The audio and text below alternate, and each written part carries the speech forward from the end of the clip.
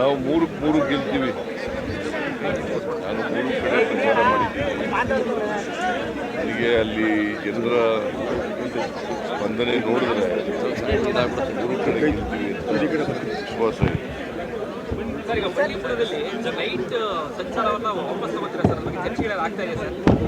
ಬಂಡೀಪುರದಲ್ಲಿ ರಾತ್ರಿ ಸಂಚಾರವನ್ನ ಮತ್ತೆ ಅವಕಾಶ ಕೊಡುವಂತ ಸಾಧ್ಯತೆಗಳಿದೆ. ಅದೇನು ಆ ಥರದ ಪ್ರಸ್ತಾವ ಇಲ್ಲ, ಆ ಥರದ ಚರ್ಚೆನೂ ಆಗಿಲ್ಲ, ಪ್ರಸ್ತಾವನೂ ಇಲ್ಲ. ಯಾರು ಡಿ ಕೆ ಶಿವಕುಮಾರ್ ನನಗೆ ಅವರಿಗೆ ಕೇಳಿ, ಡಿ ಕೆ ಶಿವಕುಮಾರ್ ಯಾರು ಹೇಳಿದ್ರು ಅವ್ರನ್ನೇ ಕೇಳಿದ್ರು. ನನಗೆ ಗೊತ್ತಿರೋ ಮಟ್ಟಿಗೆ ಸರ್ಕಾರದ ಮುಂದೆ ಯಾವುದೇ ಪ್ರಸ್ತಾವ ಇಲ್ಲ, ಚರ್ಚೆನೂ ಆಗಿದೆ.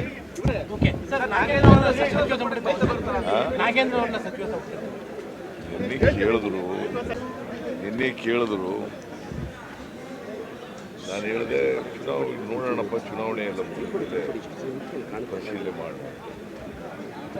ಏನಾದರೂ ಪುನರ್ರಚನೆ ಮಾಡುವ ಸಾಧ್ಯತೆ ಇದೆ, ಸಂಪುಟ ಪುನರ್ರಚನೆ ಸಾಧ್ಯತೆ ಇಲ್ಲಪ್ಪ. ನಾನು ನಾಗೇಂದ್ರನ ಬಗ್ಗೆ ಹೇಳಿದ್ರೆ ಪುನರ್ರಚನೆ ಅಂತ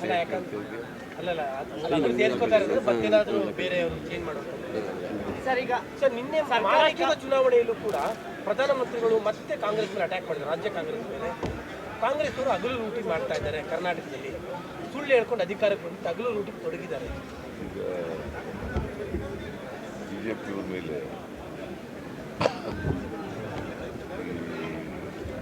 ಅನೇಕ ಆರೋಪಗಳು ಬರ್ತಾ ಇದ್ದಾರೆ. ಔಷಧಿಗಳು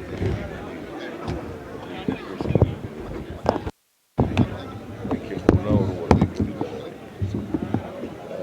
ವರದಿ ಪ್ರಕಾರ ಏನಾಗಿದೆ, PPE ಕಿಟ್ ಎಲ್ಲ ಪರ್ಚೇಸ್ ಮಾಡಿ, ಏನು ಹೇಳ್ತಾರೆ, PPE ಕಿಟ್ ಪರ್ಚೇಸ್ ಮಾಡಿದ್ದಾರೆ. ಅದು 2,147, ಅದು ಸಿಗ್ತಾ ಇರ್ತಕ್ಕಂಥದ್ದು 330 ರೂಪಾಯಿಗೆ ಸಿಗುತ್ತೆ. ಅಷ್ಟೊಂದು ಪರ್ಚೇಸ್ ಮಾಡಿದ್ದಾರೆ. ಅದಕ್ಕೆ ಏನು ಹೇಳ್ತಾರೆ ನರೇಂದ್ರ ಮೋದಿ ಕೇಳಿದ್ರೆ, ಭ್ರಷ್ಟಾಚಾರ ಮಾಡಿರೋರು ಅವ್ರ ಸರ್ಕಾರ. ನಮ್ಮ ಸರ್ಕಾರದಲ್ಲಿ ಯಾವುದೇ ಭ್ರಷ್ಟಾಚಾರ ಮಾಡಿಲ್ಲ, ಮಾಡೋದು ಇಲ್ಲ. ನರೇಂದ್ರ ಮೋದಿಯವರು ಸುಳ್ಳು ಹೇಳ್ತಾರೆ. ಎಕ್ಸೈಸ್ ಡಿಪಾರ್ಟ್ಮೆಂಟ್ನಲ್ಲಿ 700 ಕೋಟಿ ಮಾಡಿಬಿಟ್ರು, ಒಂದೇ ₹1 ಮಾಡಿದ್ದೀವಿ ಅಂತ ಪ್ರೂವ್ ಮಾಡಿಬಿಟ್ರೆ ಅವ್ರು ರಿಟೈರ್ಡ್ ಫ್ರಮ್ ಪಾಲಿಟಿಕ್ಸ್.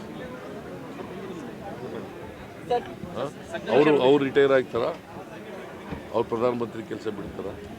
ಸುಮ್ಮನೆ ಏನೋ ಸುಳ್ಳು ಹೇಳೋದು. ಒಬ್ಬ ಪ್ರಧಾನಮಂತ್ರಿಯಾಗಿ ಸುಳ್ಳು ಹೇಳೋಕ್ಕೂ ಒಂದು ಇತಿಮಿತಿ ಇರ್ತಕ್ಕಲ್ಲ. ಹರಿಯಾಣ ಚುನಾವಣೆಯಲ್ಲೂ ಅದನ್ನೇ ಮಾತಾಡ್ತಾರೆ ಅವರು, ಮಹಾರಾಷ್ಟ್ರ ಚುನಾವಣೆಯಲ್ಲೂ ಅದನ್ನೇ ಕರ್ನಾಟಕನೇ ಟಾರ್ಗೆಟ್. ಕರ್ನಾಟಕ ಗೌರ್ಮೆಂಟು ಟಾರ್ಗೆಟ್ ಮಾಡ್ತಾರೆ.